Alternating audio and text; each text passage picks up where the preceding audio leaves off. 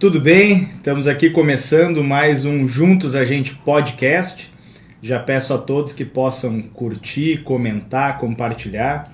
Hoje o meu convidado é um grande amigo de mais de 20 anos. Acho que não estou exagerando, né? Não. Estou aqui revelando a idade já. Tá entregando aqui. Meu amigo há mais de 20 anos, um cara que eu admiro muito na sua trajetória e também no ser humano que é. Lauro Hagman. Agora passou os últimos 7 anos como diretor de transportes do Dyer, correto, Lauro? É isso. Mas é um cara com quem eu compartilho uma vivência no PSB de muito tempo, uma vivência de muito tempo nesse grupo mais orgânico que sempre permaneceu no entorno da figura do Beto Albuquerque, e também uma militância no nosso clube do coração, no Esporte Clube Internacional. Acho que nós temos uma história bonita também para ser contada aí, que cada um do seu lado, mas acabamos que essa história se mesclou e da gente se encontrar fazendo política dentro do clube, dá para se dizer, né? Cada um do seu lado, como torcedor, como gestor, como administrativo, mas nos encontramos no Internacional também. Então, primeiro quero agradecer a tua presença, Lauro. Para mim é motivo de muito orgulho os amigos que eu fiz nessa caminhada, e tu é um dos caras que ocupam um lugar muito especial, porque é um cara que eu me espelho, que eu admiro, que sempre tem uma boa conversa, sempre tem uma leitura adequada de cenário, e a gente procura sempre aprender com quem a gente admira. Eu vou começar o podcast hoje falando sobre transporte, que é a tua última experiência, né? Eu passei recentemente por um período como secretário de Orçamento e Finanças no município de Taquara, e nós tínhamos uma insuficiência financeira dos transportadores, que alegavam que não havia mais condições de manter o transporte municipal com base na tabela que colocava os custos do transporte na tarifa. E eu imagino que seja um assunto que tu tenha bastante domínio pela experiência, e eu queria que tu começasse conversando um pouco com a gente sobre a realidade e o futuro do transporte de passageiros, como tu vê dentro dessa experiência de quem passou 7 anos cuidando de ônibus, transporte e rodoviárias nesse estado do Rio Grande do Sul. Bom, Jefferson, primeiro eu te agradeço imensamente o convite.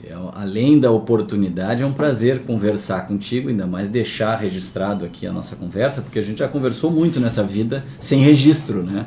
Não que não pudesse registrar, são todas conversas muito publicáveis, mas assim, dessa forma, com esse formato e gravando isso e podendo mostrar um pouco daquilo que a gente é, para esse público que vai te assistir, para que as pessoas que vão consumir isso que nós vamos conversar aqui, é importante, ainda mais esse tema do transporte. Mas eu não posso começar a falar de transporte sem brincar contigo que quem nos assiste encontra só convergências na nossa trajetória, né? Verdade, cara. Socialistas, colorados, amigos, né? Figuras ligadas ao Beto, enfim, eu não sei se todo mundo vai considerar isso como virtude, mas certamente isso, né? Nós temos convergências e não são poucas. Isso aí é fantástico. Então é muito gratificante poder, numa caminhada como a gente está fazendo, parar um pouco, recordar um pouco dessa história também, olhar para trás, porque o Beto gosta muito de dizer que o retrovisor é menor que o para-brisa, para a gente olhar mais para frente do que para trás. Mas quando a história é bonita, vale a pena dar uma olhadinha, né? Pra poder contar, né? Claro, é bom, é fantástico. Então, te agradeço demais esse convite. Eu assistia ao podcast e aí eu ficava lá olhando assim, mas uma hora dessas eu vou ter que me escalar. E aí estou aqui. Então, fica já um agradecimento enorme, gratidão mesmo e amizade que independe de qualquer outra coisa. Mas vamos entrar no transporte. O que tem de difícil nessa conta? Por que o transporte passa pela dificuldade que passa e não é numa determinada região, numa determinada cidade, num determinado estado? Isso é uma crise que assola o transporte no Brasil inteiro, né? Quando a gente vê os aplicativos ganhando espaço, por exemplo, é porque os aplicativos eles entram num lugar onde a empresa de ônibus já não consegue mais atender, que é aquela operaçãozinha bem pontual naquela necessidade bem específica. Só que isso, por outro lado, vai diminuindo o sistema de transporte e vai dificultando ainda mais que as empresas consigam, de fato, atender esse público. Porque como nenhum sistema, a não ser em São Paulo, encontra amparo financeiro do governo, só a Prefeitura de São Paulo que bota recurso sistematicamente no transporte. Os outros lugares são situações muito pontuais. Nós vimos isso em Gravataí, nós estamos vendo em Caxias do Sul, alguns municípios do interior. Inclusive esses dias eu até vi uma matéria que tem um município que está custeando 100% o transporte. Tá? Mas isso é feito à custa de alguma coisa que sem dúvida nenhuma pode faltar para outras áreas que são fundamentais e importantes, para a saúde, para a educação, né? Que são áreas que a gente realmente tem uma necessidade muito maior e parece que nenhum recurso chega. O transporte ele é algo essencial, mas ele não é visto dessa forma. E os municípios não vão ter condições de ficarem bancando esse subsídio. Então, tu precisa fazer um rearranjo dessa equação, tu precisa construir uma nova engrenagem nessa equação tarifária para que o município não fique botando recurso, deixando de investir em outras áreas que são fundamentais. Por outro lado, se todo o peso do custo operacional de uma empresa de transporte recair só sobre a tarifa, cada vez mais a tarifa vai aumentar e menos pessoas vão usar o ônibus. E aí que está o ponto. Por que o serviço está perdendo espaço? Porque a tarifa sobe e as pessoas vão procurar outra forma de se deslocar. E a tarifa só sobe porque o custo operacional também está subindo. Não, e é interessante, se me permite colocar um pouco de pimenta nessa conversa, a tarifa sobe, mas muitas vezes apenas para manter uma insuficiência financeira, né? Porque se você não coloca mais pessoas a utilizarem o transporte público, você vai elevando a tarifa até um momento que ela não se torna mais aprazível, atrativa, a pessoa acaba migrando para o transporte por aplicativo, que eu acho que é uma realidade já. É uma concorrência? E também você não moderniza o transporte público, né? Porque eu acho que tem várias coisas aqui importantes serem faladas, né? Nós não vamos voltar no tempo também. Me parece que tanto os aplicativos são uma realidade, quanto a necessidade de transportes mais móveis, se é que eu posso dizer assim, mais transversais, mais malháveis, mais porosos do ponto de vista do seu itinerário, dos seus horários, dos seus destinos, talvez transportes menores, assim, não com ônibus tão grandes, coisas menores. Eu visualizo isso, mas não consigo ver uma equação perfeita. E eu ouvi um termo, Lauro, que eu achei bem interessante, porque quando tu fala sobre o município, a tentação das prefeituras, muitas vezes até de uma maneira populista, talvez eu diria, nós vamos bancar integralmente o custo do transporte e tal. Só que, bom, tributos municipais, ISS, ITBI, IPTU, parte do ICMS, parte do IPVA. É isso que tem de arrecadação de tributos de município. Tudo aquilo que você colocar mais de custo para você bancar com recurso municipal, você vai tirar de outro local e vai ter que cobrir com esses tributos aqui. Eu ouvi uma expressão que eu achei interessante, que diz que existe a necessidade da gente pensar um SUS do transporte público. Porque a equação do Sistema Único de Saúde ela é essa, né? Ele tem um cofinanciamento do município, tem um cofinanciamento do Estado, tem um cofinanciamento federal, ele remunera por serviço, por complexidade, tem várias fontes de receita, tem isenções muitas vezes que podem ser colocadas. E essa é uma equação interessante para a gente pensar a mobilidade urbana das cidades, em que as pessoas consigam se deslocar melhor, em que a gente preserve o meio ambiente. Estou colocando esse molho porque eu acho que isso também está colocado, e que a gente preserve as empresas também, os geradores de emprego desse hub chamado transporte. Viajei muito, tá por aí? Mas é aí que está. É justamente esse o processo que precisa se desenhar. Nós temos transporte no Rio Grande do Sul há 80 anos, um transporte organizado, e eu estou falando do longo curso. Dentro dos municípios a gente já tinha alguma coisa, mas o longo curso tem mais 80 anos. Se tu não redesenhar o modelo espacial desse serviço, ele não vai se adaptar à modernidade. As pessoas hoje elas querem conforto, então não adianta tu dizer que a passagem vendida pela internet ou por um aplicativo, ela é inovação. Ela já não é inovação, ela já é passado. É uma realidade, todos nós... Não, ela já tá há anos, né? E ninguém conta se é 1 ano, 2 ou 3, ou se é 5. O fato é que ela já existe e isso já não é novidade. Mas a gente ainda no sistema longo curso tem muita passagem vendida presencialmente. Por que a rodoviária, e aí eu vou botar um capítulo à parte nessa conversa, por que a rodoviária não é um equipamento descartável? Porque as pessoas do interior buscam a rodoviária para comprar passagem. Em grandes centros, em cidades maiores, cidades médias, se usa já aplicativo, se usa cartão de crédito, mas tem muitas cidades nesses 497 municípios do Rio Grande do Sul que as pessoas compram passagem presencialmente com dinheiro. Então nós precisamos que a rodoviária siga existindo. E lá no DAER nós desenvolvemos um conceito de agência rodoviária que é uma operação compartilhada, ou seja, já existe uma lanchonete, já existe uma farmácia, já existe uma padaria, uma barbearia, o que for. Ou talvez até um local do transporte municipal, né? Também. Tem cidades maiores que tem... O que a agência rodoviária tem diferente da estação rodoviária? Ela não tem a obrigação de ter um prédio com aquela característica específica da entrada do ônibus, do box, de estacionamento, aquela confusão. Ele simplificou. Toda.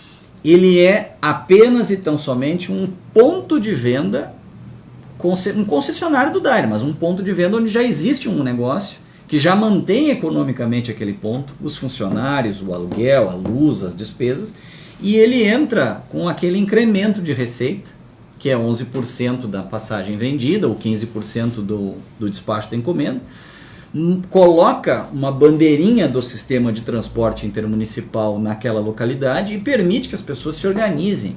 Imagina uma pessoa idosa, tá?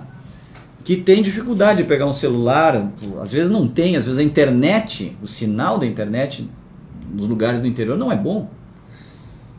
E aquela pessoa tem um hábito adquirido de ir até a rodoviária. Ela pode ir até aquele lugar, comprar a passagem, ter a garantia do horário, do assento, todas essas coisas. Então a agência, ela foi desenhada para ser um ambiente altamente democrático, sem aquela complexidade de um prédio com 6 boxes de estacionamento, com 60 metros quadrados de salão, justamente para a gente poder recuperar um pouco esse terreno. Mas vamos voltar ali para essa viajada, tá? Para a gente aproveitar o gancho da viagem. Vamos lá. Quando se pensa em transporte, por que o aplicativo entrou? Porque o aplicativo faz o que uma empresa com um ônibus de 15 metros, 4,50 metros de altura não consegue fazer.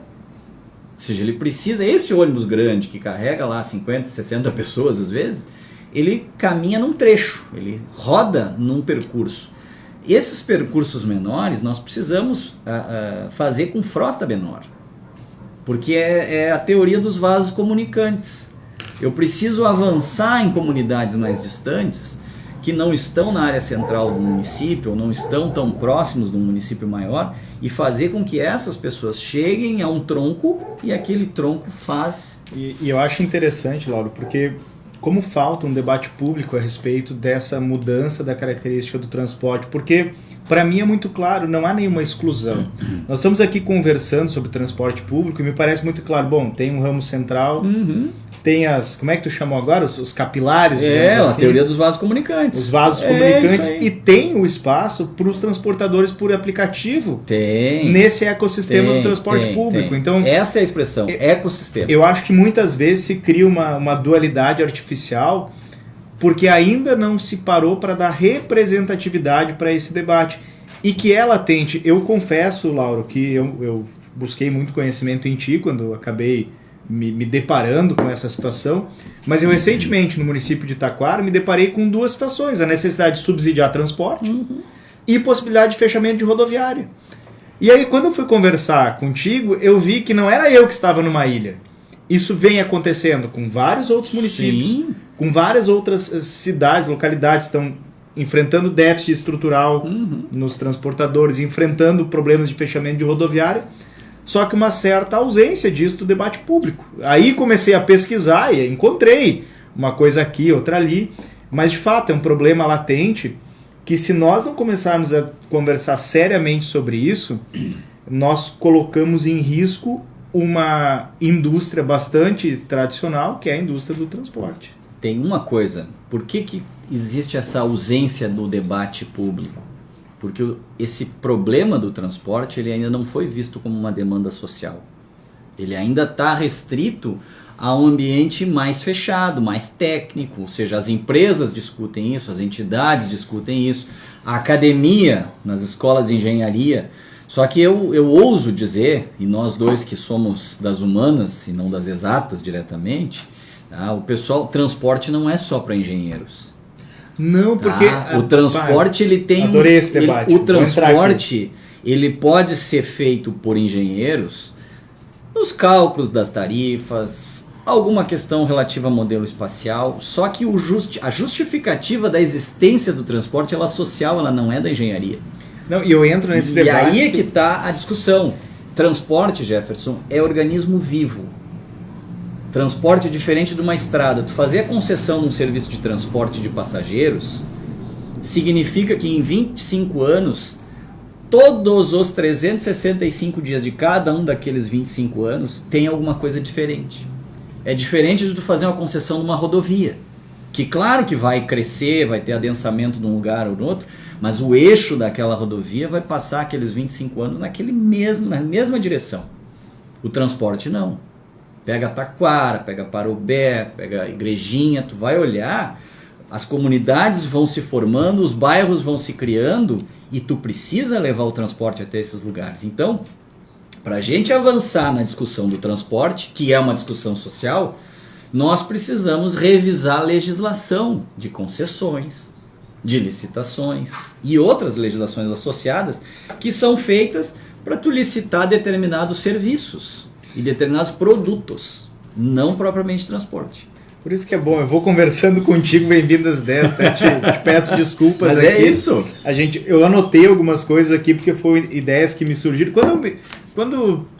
A equipe do município de Taquara, a gente se deparou um pouco com esse debate a respeito de rodoviária deficitária, transporte com necessidade de subsídio.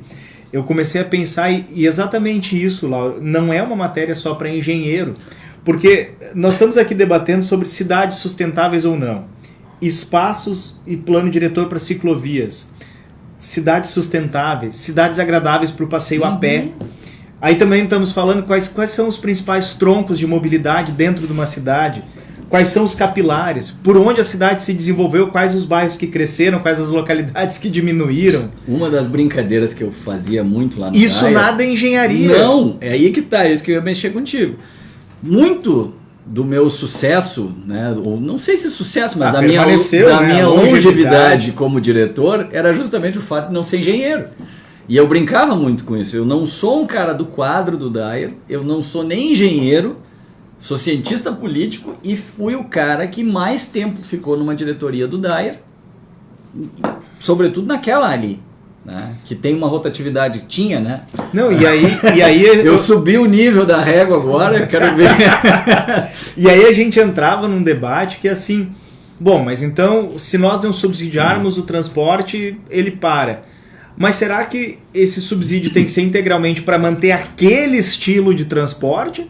Ou nós podemos, nessa construção, exigir contrapartidas, por exemplo, de um estudo de implantação de ciclovias e estimular o transporte cicloviário dentro das cidades? Bom, a ciclovia tem que ser da onde para onde?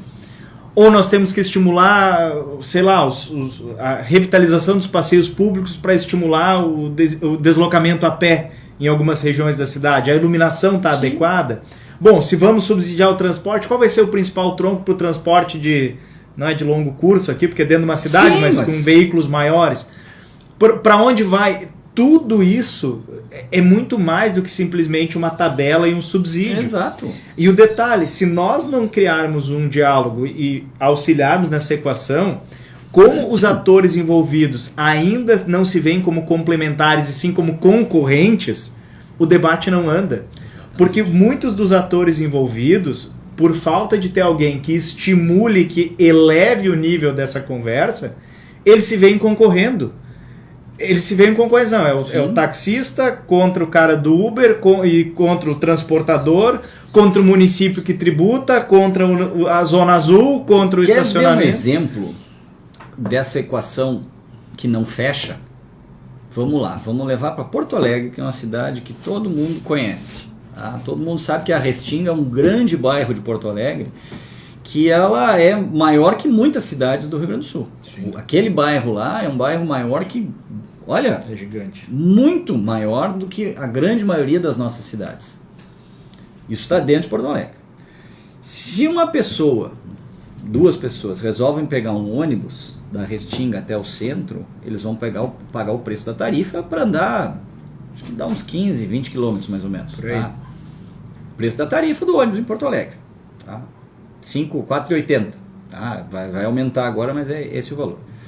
Se eles tentarem pegar um aplicativo, tu sabe quanto vai custar?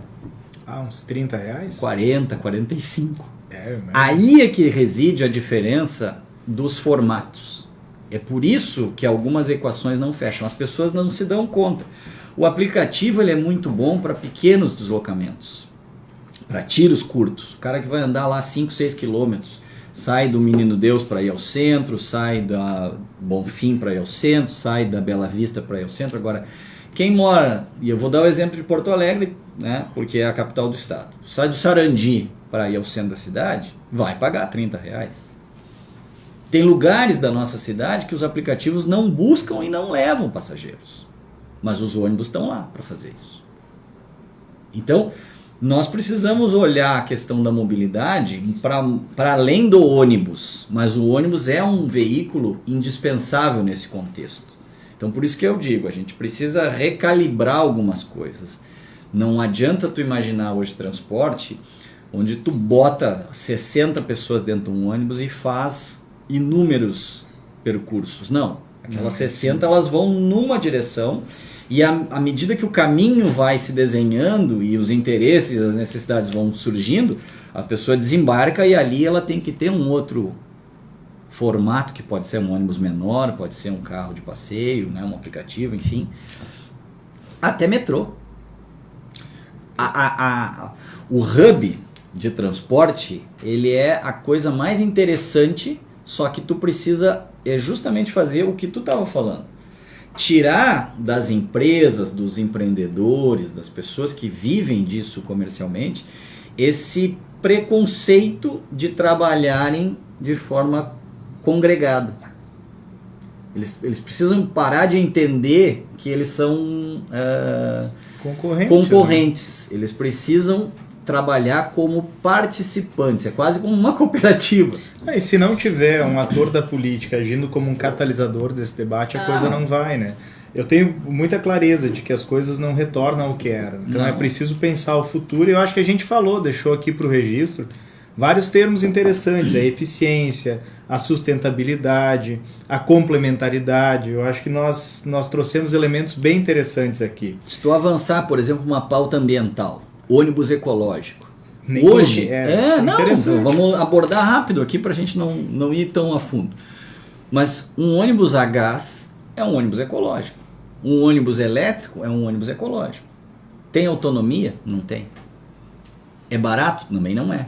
Então, nós como sociedade precisamos avançar na pesquisa, desenvolver essa tecnologia de maneira que ela possa ser fabricada em escala por preço capaz de competir com o que hoje a gente tem, que é o combustível fóssil, o diesel, e mais, a gente tem que ter garantia de que tem energia, tem fonte energética disponível para que este veículo também rode.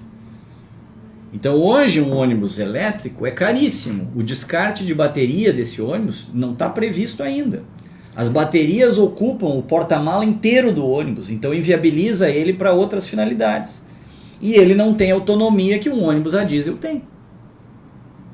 Então tu não pode imaginar que tu vai sair de Taquara e vai a Caxias no ônibus elétrico. Hoje não dá, ele não chega. Isso que a bateria ocupa o porta-mala inteiro. Exato.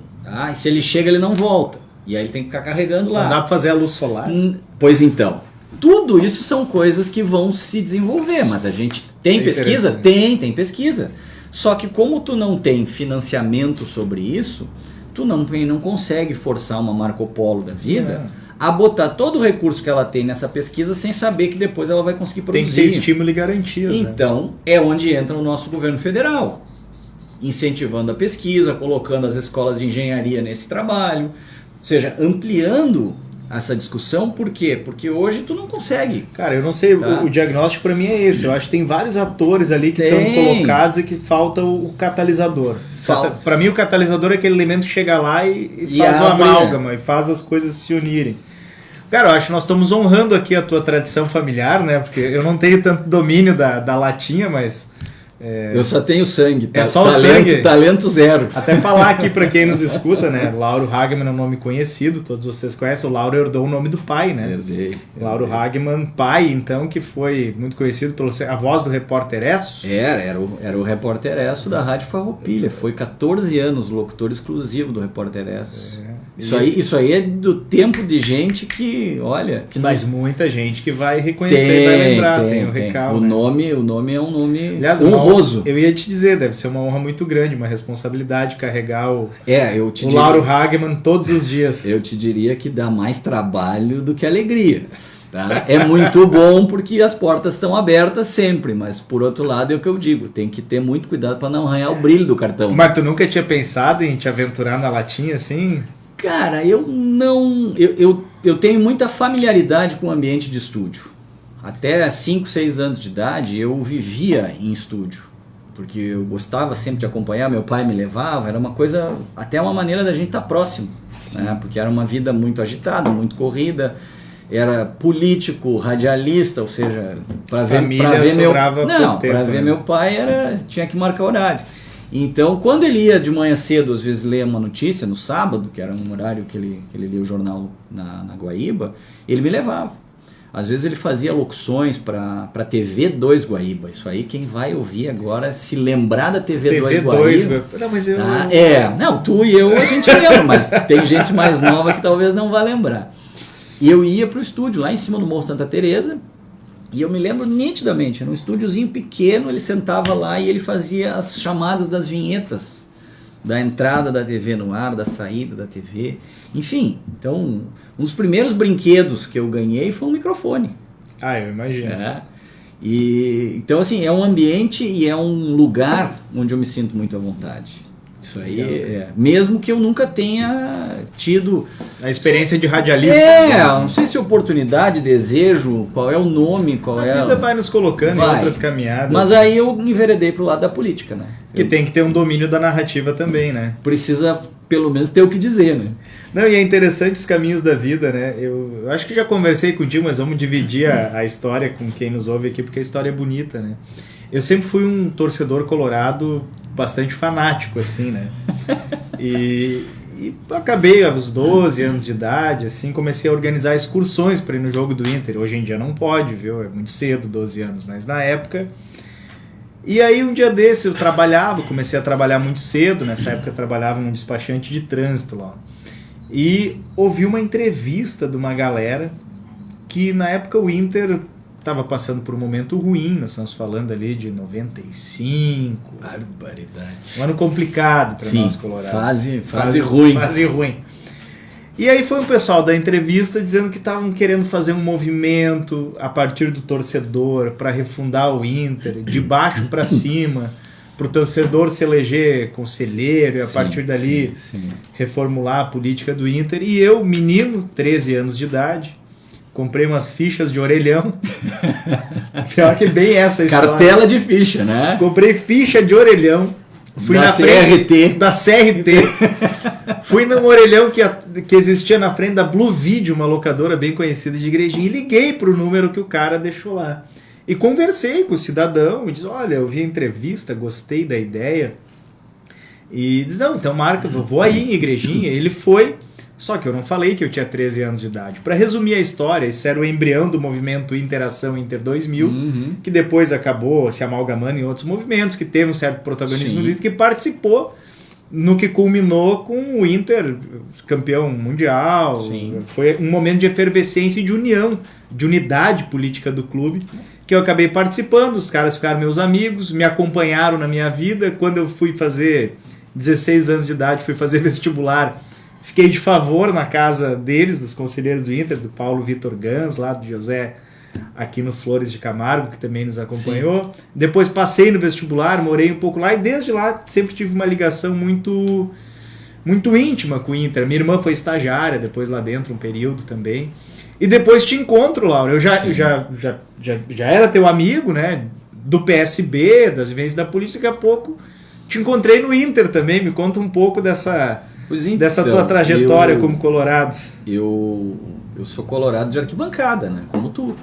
A diferença é que eu morava em Porto Alegre. 3 pila na Coreia, que saudade. Né? E assim, ó, eu esses dias inclusive encontrei uma foto minha comemorando o título da Libertadores de 2006 na Coreia.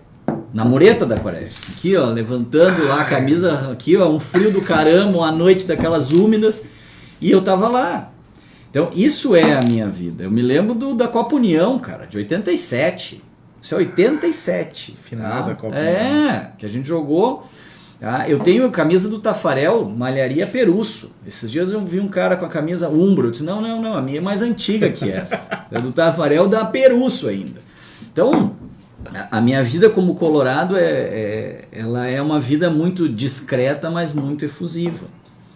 E aí, de repente, agora nos últimos anos, eu acabei quase que por um acidente virando conselheiro. Porque tem uma figura que, para quem é colorado, é uma figura que é um divisor de águas, que chama-se Giovanni Luigi. O Giovanni tem um assento no DAER através do Sindicato das Estações Rodoviárias. E aí nós criamos uma amizade lá, porque é uma figura proeminente. Imagina eu olhando para o presidente que nos deu um Beira-Rio renovado para a gente assistir a Copa do Mundo. Eu olhava o Giovanni na TV, eu olhava o Giovanni dando entrevista, e de repente aquela figura se materializa na minha frente. Um carinho, de uma simplicidade, de uma tranquilidade impressionante. E eu nos primeiros anos ali de DAER, né? Isso era 2015. Em 2016 teve a eleição que renova estatutariamente um pedaço do nosso conselho, renova 150 cadeiras. E o Giovanni me liga e diz assim, Lauro, eu acho que tu devia disputar a eleição para o conselho. Eu disse, Giovanni, eu adoraria, mas eu não tenho vínculo com os movimentos, enfim, minha participação política no Inter, eu nunca gostei muito de misturar a política partidária com outras frentes, eu sempre respeitei muito isso. E ele disse, não, mas então vamos fazer o seguinte, eu vou sugerir teu nome para o nosso movimento, mas eu não posso assegurar que tu vai virar conselheiro, porque tem uma lista, tem... A linha de corte. Aí eu fui entender como é que funcionava o processo eleitoral, porque eu nunca tinha buscado essa informação. Quando eu vi, Jefferson, a gente tinha uma lista de 150 nomes. E aí eu entendi o que o Giovanni quis dizer. Porque tinham nomes que estavam lá, 1, 2, 3, 4, 10... na hierarquia, na escala. E o meu era o 71. Eu disse, tá bem, tô na lista, já tô feliz da vida, né? Mas eu nunca imaginei, e aí eu fui olhar as votações anteriores, não elegia tanta gente. Elege 50, elege 40, elege 30. 71, eu tava pelo esporte, né? Aí fui jogar bola, fui na eleição de manhã, votei e tal, beleza. Fui jogar bola. Final da tarde jogando bola. Você te arrisca ainda? Agora não mais, né? Isso é 2016 nós estamos falando. Eu sento para tomar uma cerveja depois do futebol, toca meu telefone. Um amigo meu, irmão meu, que estava embrenhado até a raiz do cabelo na campanha, me liga e diz assim, parabéns, conselheiro. Eu disse, não, tá de sacanagem comigo, né? Quantos nós elegemos? Aí ele disse assim, tu vai rir. Nós elegemos 71. Aí eu disse, não, tu tá de sacanagem. Sério, nós elegemos 71. Tu é o último, foi o último a entrar. Eu fui o último conselheiro da nominata do Movimento Intergrande. Naquela eleição. E aí, Jefferson, nesses 4 anos subsequentes, 17, 18, 19, 20, eu vivi dentro do Inter algo que pouca gente consegue viver. Na velocidade e também na estatura das funções. O que para mim é honroso, mas eu sei o tamanho da responsabilidade que foi. Eu presidi a comissão eleitoral em 2018 e foi a primeira eleição que nós fizemos com votação via aplicativo. Já existia a votação pela internet, nós modernizamos o processo e fizemos a votação pelo aplicativo, então foi a eleição pioneira, inclusive no Brasil, em relação a isso, e eu era o presidente da comissão eleitoral que implantou isso e sustentou. Então apanhei muito, porque muita gente dizia que aquilo ali era fraudulento, que aquilo ali ia se prestar para a gente manipular a eleição, uma porção de coisas. No fim das contas, nada se sustentou, e eu dizia isso. Tragam para mim qualquer dúvida que vocês tenham ou qualquer prova que vocês tenham dessa fraude e nós vamos suspender a votação pelo aplicativo na mesma hora. E até hoje eu estou esperando isso. E não aconteceu.